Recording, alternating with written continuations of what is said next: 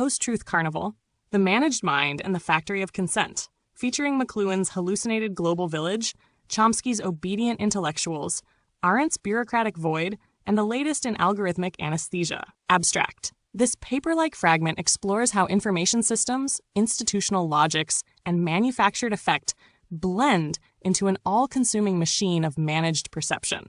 By mapping thought against surveillance capitalism, social engineering, and memetic decay, we argue that truth has been repackaged as user experience, an agency flattened into aesthetic compliance.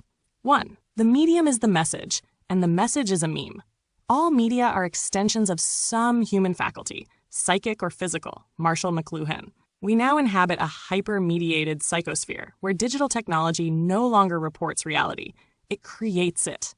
In McLuhan's terms, the medium has eaten the message and is now digesting the public. Art, news, and dissent are fed into the content blender. What emerges is digestible effect, clickable outrage, looped trauma, serotonin-scented aesthetics. Reality has been replaced by its UX interface.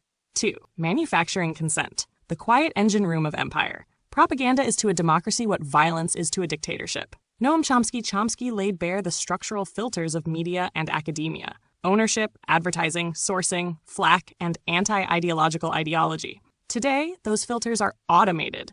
Media doesn't need to lie. It needs to frame. Institutions don't need to censor. They prioritize visibility, fundability, algorithmic friendliness. The radical artist or intellectual? Only platformed if it benefits the spectacle. Obedience is no longer enforced. It's incentivized.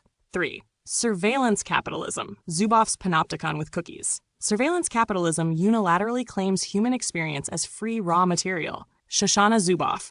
Your inner life is now a monetizable data point. Institutions don't need to understand you. They just need to predict your behavior.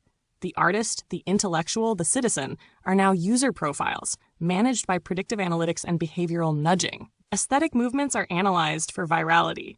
Emotion is farmed like sugarcane. Authenticity becomes just another brand vector. Manager 4. Bureaucracy as void. Arendt's banality and Kafka's labyrinth. The sad truth is that most evil is done by people who never make up their minds to be good or evil. Hannah Arendt.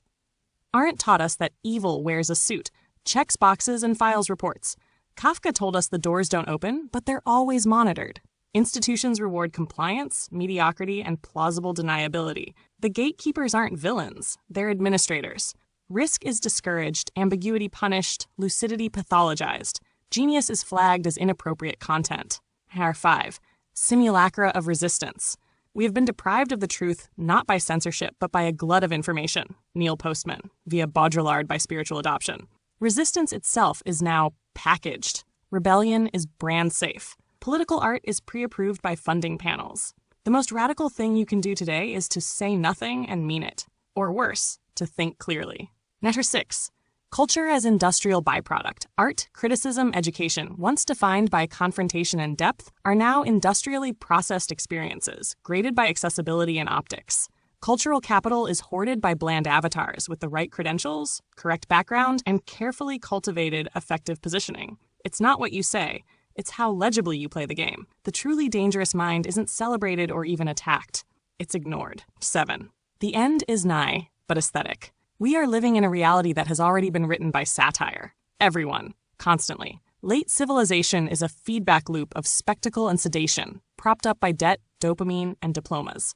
The future isn't dystopia. It's a permanent workshop on creative resilience sponsored by fossil fuels and Google Arts and Culture. Conclusion. You can't win, but you can see. And in the theater of the absurd, lucidity is revolution.